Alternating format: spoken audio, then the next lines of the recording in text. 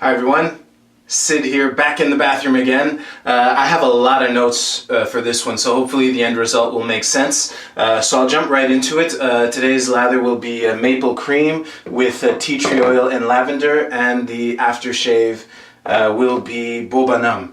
So, on Thursday, there was a student protest for austerity measures, and I saw a video of it on Thursday night, and I feel really grateful that I saw the video first because some shit went down,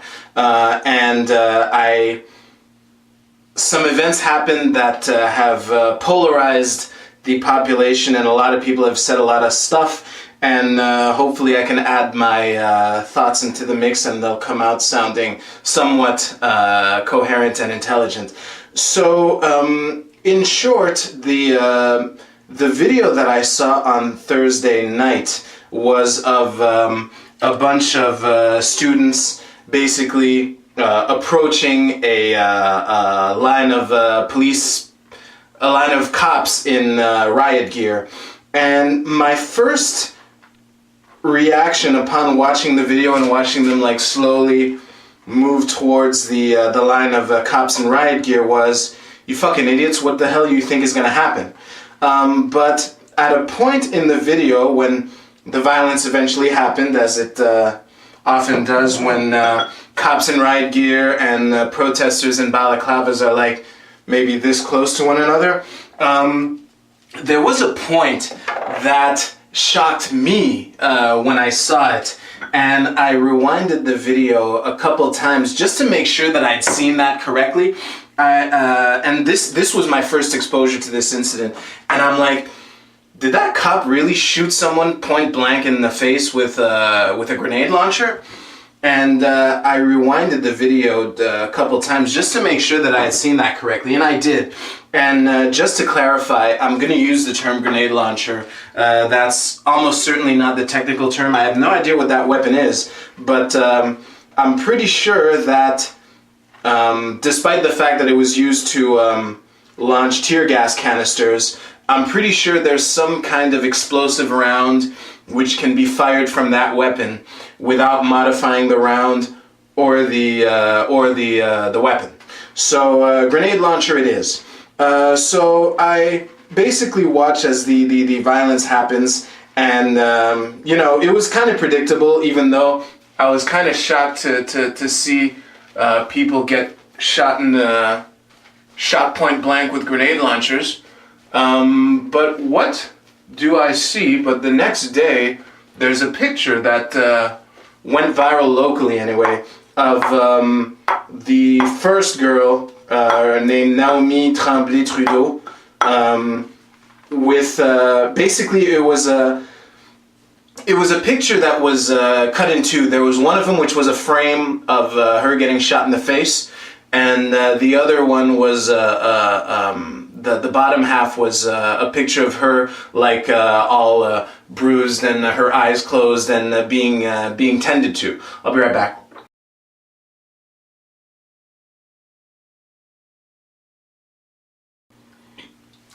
So my first reaction the next day on Friday when I saw that picture was, having seen the video the night before, I'm like, that seems kind of orchestrated. And I shared the picture on my Facebook, but I also put a link to the video I had seen the night before, and sadly I had to really kind of choose my words carefully and ended up not saying much because I didn't want to sound in any way as if I was defending this cop. But there was kind of a shitstorm that happened over this cop named Charles Scott Simard, and this incident with Naomi. And I just wanted, the reason I posted this on my Facebook was basically I used the picture as a means to share the video, which I had linked to in the comments, and I'll link to all this stuff below, because I don't think, like, in short, if your first exposure to that incident was the picture in question, you basically got played, because it was kind of orchestrated, but I can see how this is one of those things where it's clearly influence that borders on manipulation, but I think that the conclusion that the orchestrator of this picture wants you to draw is a reasonable one, which is that Charles Scott Simard engaged in evil behavior, and shit should happen.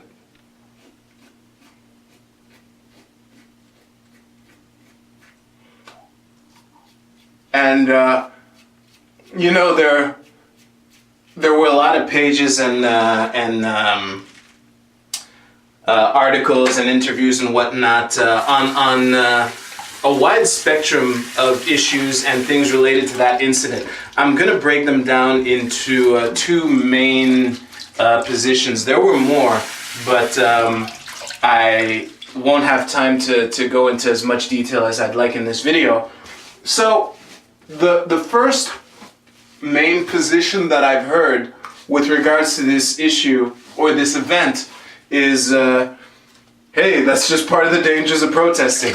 Yeah, on the face of it, that's true, but if that's all you have to say on the issue, I think that your lack of empathy borders on the antisocial, if you know what I mean.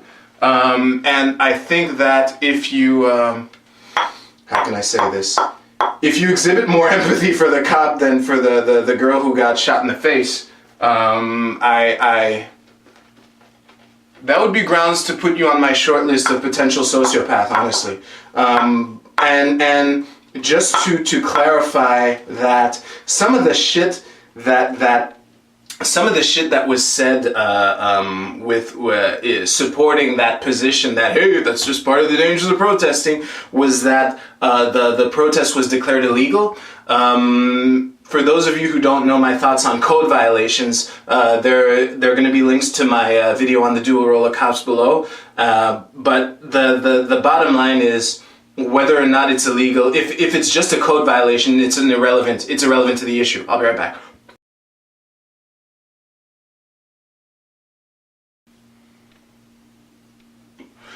Another thing that I heard with regards to the whole, hey, that's just the danger of protesting thing, is bringing into question whether or not he was aiming for her face. I don't think that's relevant at all, because the thing is, and you can see this right away, basically, if you're in front of a crowd holding any kind of firearm, and the crowd is roughly the same height as you are, and you're holding your gun like this, if you hit someone, where the fuck do you think you're gonna hit them? This isn't, whether or not this specific cop was aiming for this specific girl in her specific face is irrelevant. The bottom line is, these are people, either he has no common sense, to the point where he doesn't know where his weapons are going to hit, or that was premeditated. I mean, yeah, I don't think whether or not he was specifically aiming for her is moot. And another thing that I hear, which pisses me off so much, was the whole just doing their jobs thing. I can't believe people still resort to this after that argument was very publicly rejected at the Nuremberg trials. If you don't know what I'm talking about, I'll put a link to that below as well. But seriously, you're gonna go Nuremberg on me? That's no, just no. I'll be right back. So actually, you know what? I have a lot of notes left, so I'm going to do a third pass. So the other position that I hear was that basically we should all be out in the streets, and we should all be protesting, and that the students are out there in the streets protesting for all of us. Now, this is also false. and this is part of my motivation for recording this video, is to get a perspective that's not within the main paradigm that we encounter in society out there, because and again, it's difficult for me to collectivize, and I think that each student or each protester or whatever, they're probably not all students, are out there for their own reasons, but the bottom line is the whole premise of that protest was austerity measures, which basically means they don't want budget cuts. I'll be right back.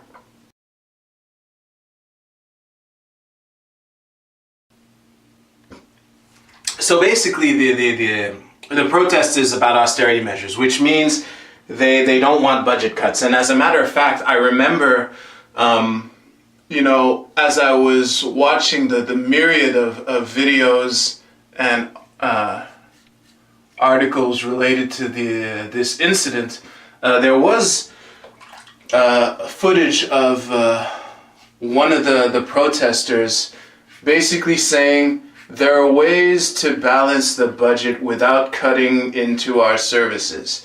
Now, first of all, I object to the use of the term services. A service is something you can opt out of without a jackbooted thug showing up at your door. But irrespective of that, he might not realize that this is what he's saying, but this is what he's saying.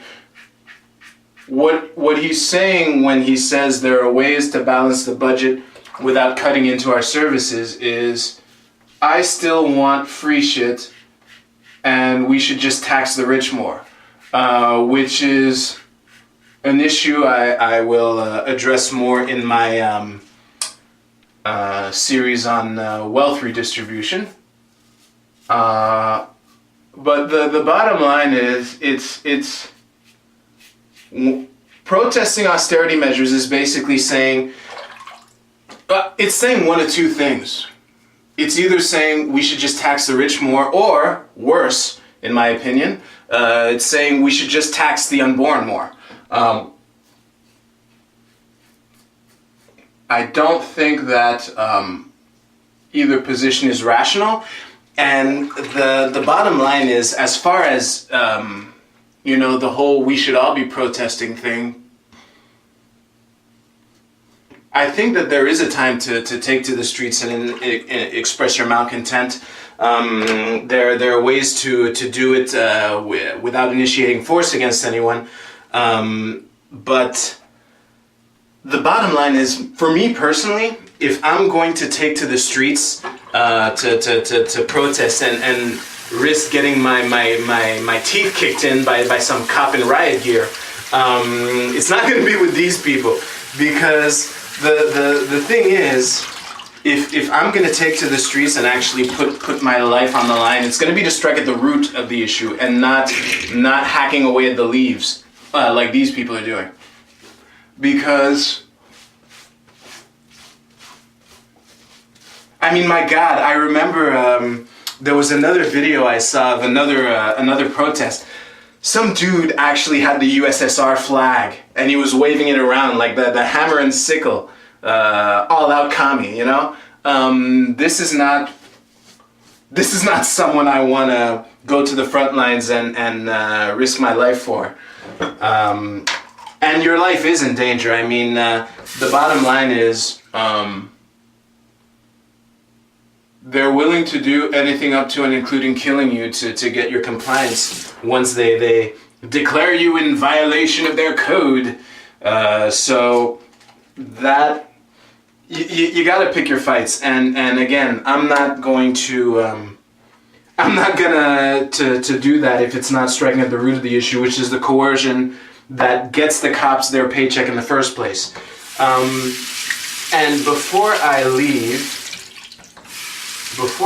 you, yes, I just wanted to point out the manipulation that was that I noticed on both sides of the issue, which was, first of all, on the let's just call it pro-cop and pro-protester lines.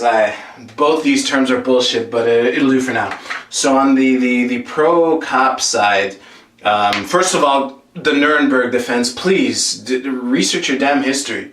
But I already addressed that. So basically, two things that I noticed was that actually it's just one thing. The main thing was that I saw some journalists or people, I forget again, I read a whole bunch of articles and saw a bunch of videos on this, but they were describing what the protesters were doing as charging the police line. This is not a fair description of what happened. If you watch the video, you'll see them very slowly advancing. And honestly, I do have some amount of sympathy for the cops too, in the sense that when the protesters were like this close or whatever to the police line, and they were all screaming "boosh, boosh, boosh, boosh, boosh," which means move. If I was a cop in riot gear in front of that, even if I had other buddies in riot gear with me, I'd be kind of nervous when confronted with that. I can understand how it's a scary situation for the cops as well. However, you can't out-violence the state. So for sure the cops will ultimately have the upper hand. I mean, maybe they did have explosive rounds for those grenade launchers. Who knows? And you can see it in the as the students are approaching the front line. You can see one of the cops with his billy club. He's kind of doing this in anticipation of what everyone knows is going to happen. Where was I going with this? I don't know. Anyway, the bottom line is it's unfair to describe that as the students were charging the cops line. That's not what happened at all. Not in that video anyway. And the other thing is on the pro-protester side, this picture that I originally shared on Friday, that's not a fair description of what happened that day either, because I forget how long the video that I saw is, but it's the longest video that I saw of that event, a couple minutes long. You're gonna take one frame from that picture, from that video, and it's really the frame that was chosen was like at the apex of this. It looks like he's fucking flaming her face with a fucking flamethrower. And then cutting that with her fucked up face, and really I saw some interviews of her after the fact, like her lip was swollen and her had trouble talking like this, like, which is understandable when your lower lip is like 17 times the size it should be. That's manipulative as well. And the bottom line is, it's not the events of last Thursday. Are not about one cop shooting one girl in the face, because in that same video, including Naomi, 3 people got shot point blank with grenade launchers, and 2 of them were in the head face area, like the cop was holding the gun like this, and you'll notice that in the video, as soon as the shoving starts, which led to the whole billy clubs and grenade launchers thing. As soon as the shoving starts, one of the cops with his grenade launcher right up front, one of the first things he does is raise it like this at face level. I mean, where the fuck do you think where the fuck do you think you're gonna hit someone? So yeah, it's really a shame to see people being divided by a common enemy, which is the person who's feeding on all of us for their own livelihood and giving some of the crumbs, some of the spoils of their booty to their own thugs in the form of a salary, and giving other crumbs of their spoils to the population at large in the form of free shit. I really hope that someday we can actually address the root of the issue, which is the coercion behind the system in the first place. So that'll be it for today. I think I covered everything. Ooh! Quick prediction, because there's kind of a movement to get this cop fired or to have him resign or whatever. I think that's laughable. Based on what I've seen in previous protests with people getting beaten and shit, my prediction, right off the top of my head a couple days ago, is that it will take 2 to 5 years for Charles Scott Simard to be acquitted. That's my prediction, so I just wanted to put that out there before thanking you for watching this video. Please like and share and leave comments under this. I think it's an important issue. I think that as long as we're within the paradigm, we'll never really get to the root of the issue, which is what I'm trying to do with this video. So please subscribe to me on YouTube. You can find links to my Twitter and Tumblr under this video also, but subscribing on YouTube would help me a lot. And liking and sharing, I want engagement. So that'll be it for today. Thank you once again, and I'll see you soon.